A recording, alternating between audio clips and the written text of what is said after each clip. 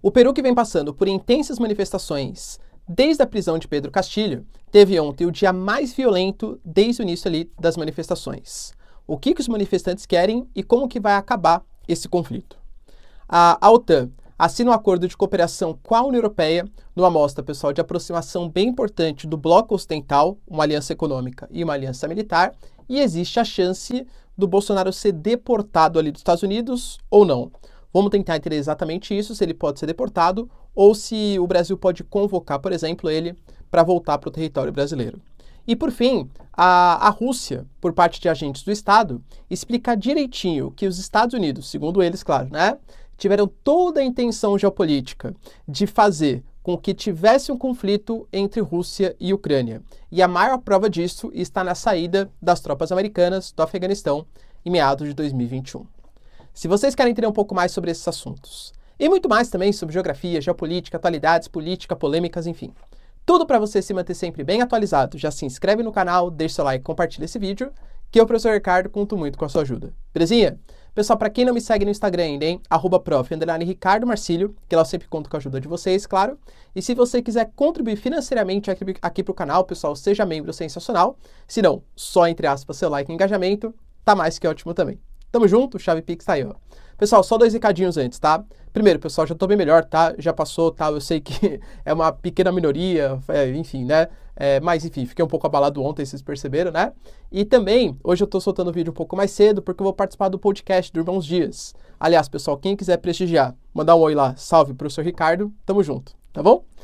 Falar bastante de geopolítica, tá? Legal, né? Participar, assim, de um debate, não é um debate, mas de uma fala um pouco mais prolongada, né? 1h30, aí sei lá quanto que vai ter. Tamo junto? Então, se puder, galera, marca a presença lá, vai ser sensacional. Então, bora lá pro vídeo, ó. Seguinte, o Peru, a gente sabe, né, tudo o que aconteceu, só para quem não sabe, né, vou explicar bem rapidinho mesmo. A gente teve uma eleição extremamente disputada no Peru.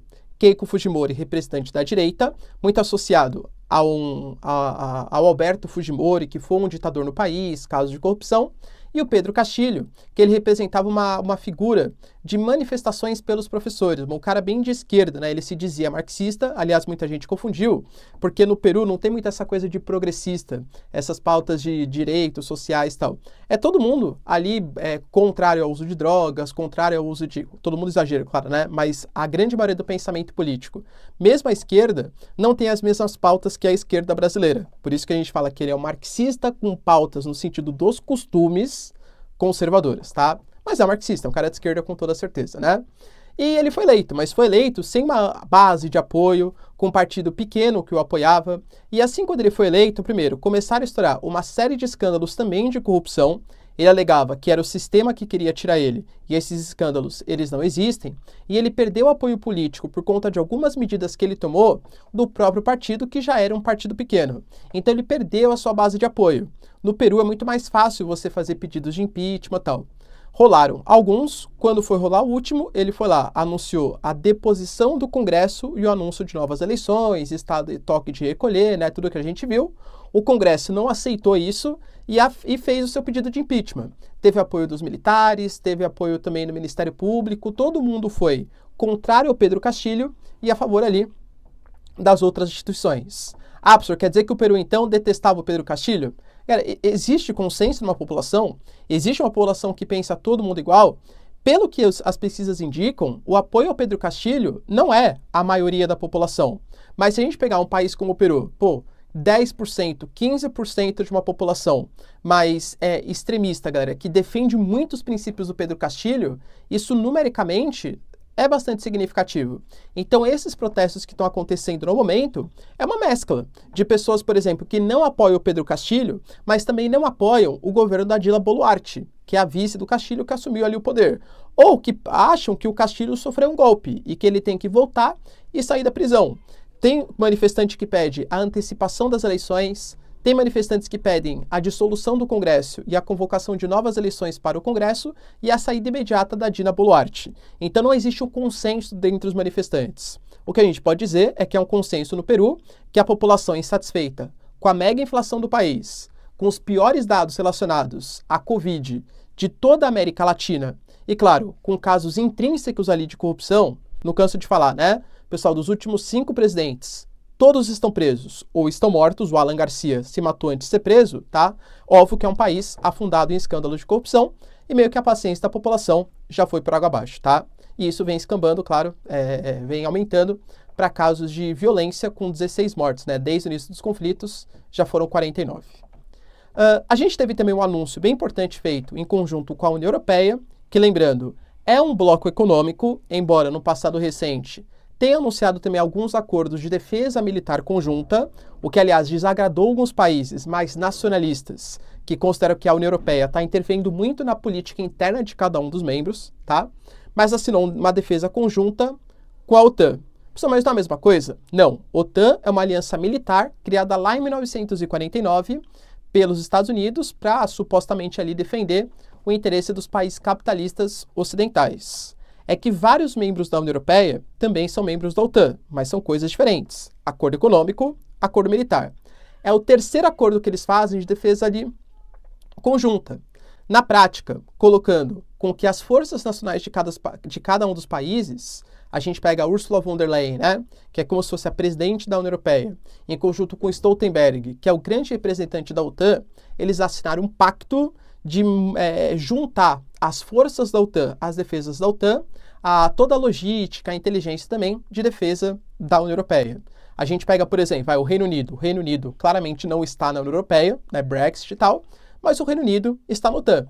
Inclusive, o Rishi Sunak, ele vem até sendo pressionado por parte ali da população, inclusive de membros da OTAN, porque o Reino Unido, desde o início dos conflitos, com certeza, da Europa, ele é o que mais agride verbalmente, assim, a Rússia. Por exemplo, a gente teve ali a grande parte das munições sendo colocadas, a ex-primeira-ministra, por exemplo, né, galera, que fazia parte da defesa do Reino Unido da época, criticando a Rússia, falando que não pode acabar o apoio, mas, assim, armamentos mais pesados, o Reino Unido, pelo menos até o momento, não tinha fornecido. Há informação, ainda não confirmada pelo Rishi Sunak, atual primeiro-ministro, que a Ucrânia pode a Inglaterra pode fornecer o Challenger 2, que seria o primeiro tanque ali de realmente padrão OTAN que o Reino Unido enviaria para o país, tá? Inclusive a Ucrânia que reclamou recentemente que a Ucrânia não pode ser colocada como um depósito de sucata, alegando que grande parte dos equipamentos que a OTAN, que a União Europeia, que os Estados Unidos manda para a Ucrânia vem com poucas munições, vem sem as tecnologias mais modernas. Até por isso, né, a gente tem ali a França anunciando mais blindados, os Estados Unidos anunciando Patriots, anunciando também mais equipamentos, o maior pacote de ajuda militar. Então tudo isso vem na esteira das reclamações da Ucrânia e a gente sabe, falo para vocês, tá? A Rússia, ela tá avançando de novo no leste europeu e a tendência é que em 2023 os conflitos eles sejam ainda maiores, inclusive com batalha ali, ó, frente a frente, tá? Coisa de infantaria mesmo, ok? Existe o risco do Bolsonaro ser extraditado ali dos Estados Unidos? A gente sabe, pessoal, que o Bolsonaro ele foi em direção aos Estados Unidos e existe a suspeita, de novo, pessoal, os Estados Unidos, de maneira oficial, ele só falou de maneira abstrata, mas falou que não comenta o caso de visto de nenhum indivíduo, mas deu a entender o que era, né, claro, mas comentou que quando um diplomata, um presidente e tal, faz uma visita oficial, ele vai com um tipo de visto chamado de visto A, que é para diplomatas e chefes de Estado, né? Agora que o Bolsonaro não é mais presidente, venceu ali esse visto e supostamente ele não teria direito, né? Ou não poderia ficar, pertencer, e os Estados Unidos considera que se o tipo de visto que ele tá é um tipo de visto que não condiz mais com as atribuições atuais, ele deve sair do país. E segundo os Estados Unidos, de novo, sem comentar a situação específica de ninguém. Porque há também a hipótese que realmente o Bolsonaro ele possa ter tirado o visto de turista, né, junto com a Michelle e tal, para ficar lá nos Estados Unidos. Não se sabe, mas há essa especulação. Quando a gente fala da parte política, a gente sabe, pessoal, que faltam 2 anos aí para a eleição dos Estados Unidos e a política vai começar a falar muito forte. Democratas e republicanos. E há 2 anos atrás, a gente teve a invasão ao Capitólio e isso manchou bastante a imagem dos republicanos, principalmente daquela ala mais radical. Os mais moderados, né? Ah, tá vendo? Olha só, olha o que são os republicanos. Pô, o Biden, meio mal, né? Enfim, mas pelo menos não é o cara que faz a invasão ao Capitólio. Então manchou um pouco a imagem, né?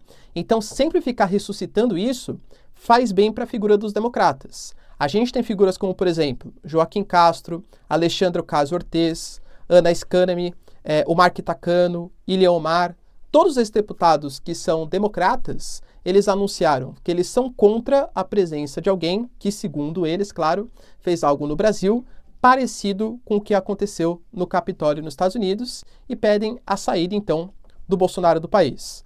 Lembrando, pessoal, isso vai acontecer? Não sabemos, tá? O Biden, nem ninguém do Poder Executivo ainda se pronunciou oficialmente, mas aqui pelo Brasil, por exemplo, isso não vai acontecer. O Flávio Dino, que é o nosso ministro atual, ele garantiu, pessoal, que não há elementos, pelo menos até o momento, para fazer uma extradição. O Bolsonaro não está sendo investigado por nada, né? Não está sendo denunciado por nada, então não tem elementos ali, ele não é condenado para fazer nenhum tipo de extradição.